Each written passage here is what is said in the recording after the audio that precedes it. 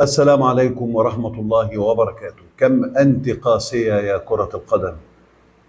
سيناريوهين ما كانش حد يتوقعهم. لو حتى استعنا بألفريد هيتشكوك، سيد أفلام الإثارة والتشويق الإنجليزي، ما كانش هيخرج فيلم بهذا السيناريو اللي شفناه في مباراة مصر والأرجنتين. السيناريو الأول، مصر بتتقدم 1-0 وبعدها بدقيقتين ثلاثة ضربة جزاء للأرجنتين، ميسي يتألق، مصطفى شوبير يصد ضربة الجزاء، وينتهي الشوط الأول 1-0. وفيما كان الكل ينتظر أن الأرجنتين تنزل في الشوط الثاني كالثور الهائج وتلعب وتسجل هدف التعادل، فإذا بمصر في الدقيقة 58 ينجح مصطفى زيكو في تسجيل هدف تاني لمصر، يتم إلغائه بدعوى احتساب فاول على مروان عطية في بداية اللعبة. ثم بعدها ب10 دقايق يشاء الله إن مصر تسجل هدف تاني بسيناريو شبه كربوني. نفس الثلاثي بينطلق، هيثم حسين، محمد صلاح. في النهاية بتنتهي، بدل ما كانت في المرة اللي فاتت الاسيست من محمد صلاح لمصطفى زيكو، المرة دي الاسيست من هيثم حسين، وبتدخل الكرة عن طريق مصطفى زيكو. مين كان يتخيل ده؟ مين كان يتخيل ان مصر تتقدم 2-0 لحد الدقيقة 79؟ يعني 80 دقيقة مصر حبس أنفاس الأرجنتينيين وجماهيرهم وكل اللي بيتمنوا لهم الفوز. ده السيناريو الأولاني. مين كان يتخيل السيناريو الثاني المرعب، إن الأرجنتين تعود في المباراة من الدقيقة 79 تسجل هدف، وبعدها بأربع 5 دقايق تسجل الهدف الثاني، وفيما كان الكل ينتظر ان المباراة تنتهي الى وقت اضافي، بيخطف الارجنتين الهدف الثالث. سيناريو مرعب.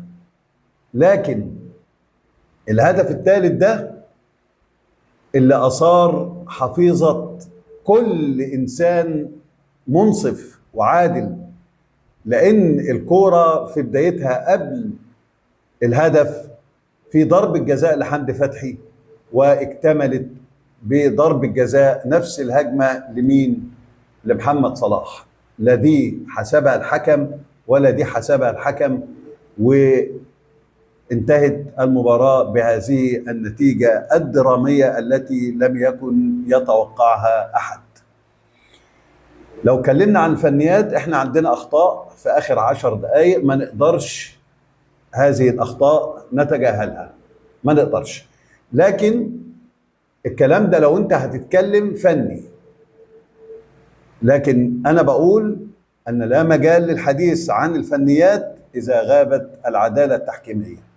لا حديث عن الفنيات حينما يقرر الرعاة ان تنتهي المباراة بنتيجة محددة. لا مجال للحديث عن الفنيات لما يبقى محطوط سيناريو قبل المباراة ان لازم الارجنتين تكسب. ما هو ما ينفعش بعد خروج البرازيل والمانيا والبرتغال ان كمان الارجنتين تخرج. ما ينفعش يبقى في دور الثمانية من بين ال8 فرق المغرب ومصر، دولتين من افريقيا. طيب افرض كسبوا، يبقى في ال4 فرق اللي هم في المربع الذهبي يبقى منهم 2 افريقيين. لا، تيجي ازاي؟ يعني دي تيجي؟ ما تجيش طبعا. طيب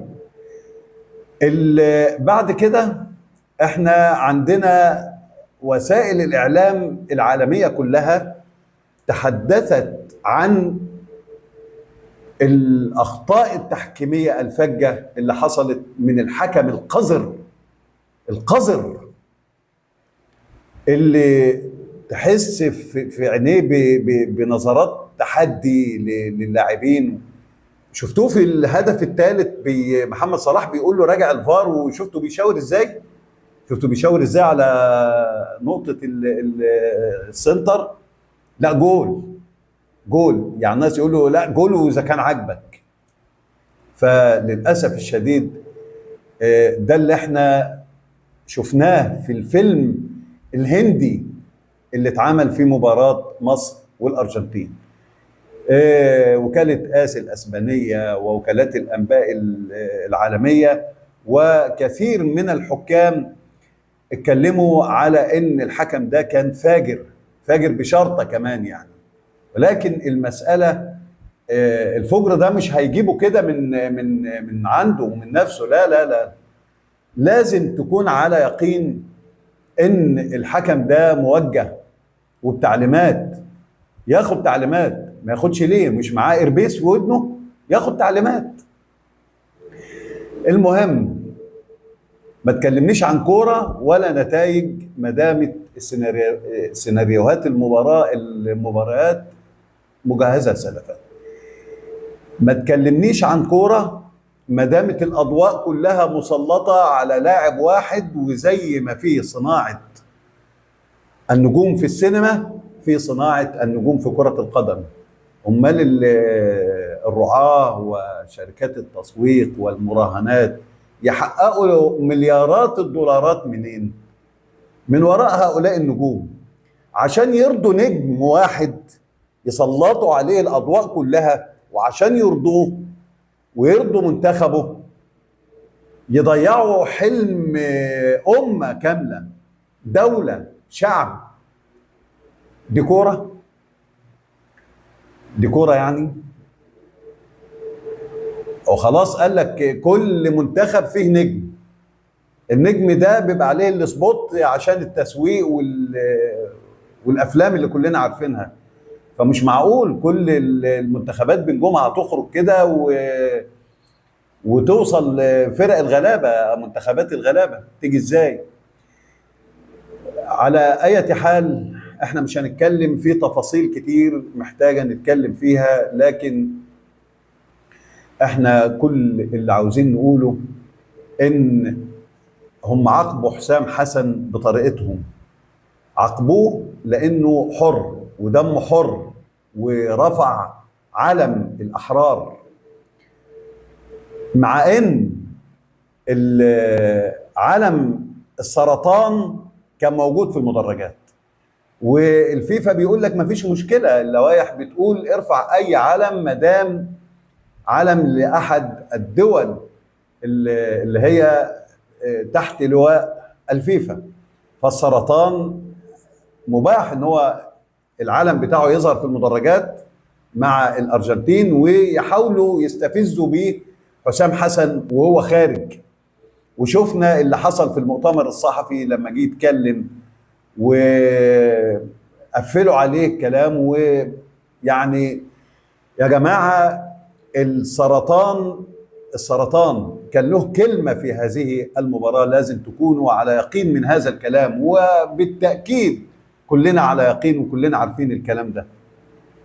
على أي حال شابوه لحسام حسن الحر، شابوه للاعبي المنتخب الأبطال اللي فضلوا ضاغطين على أعصاب المنتخب الأرجنتيني لحد ما وصلوهم إلى مرحلة الانفجار والبكاء بعد انتهاء المباراة.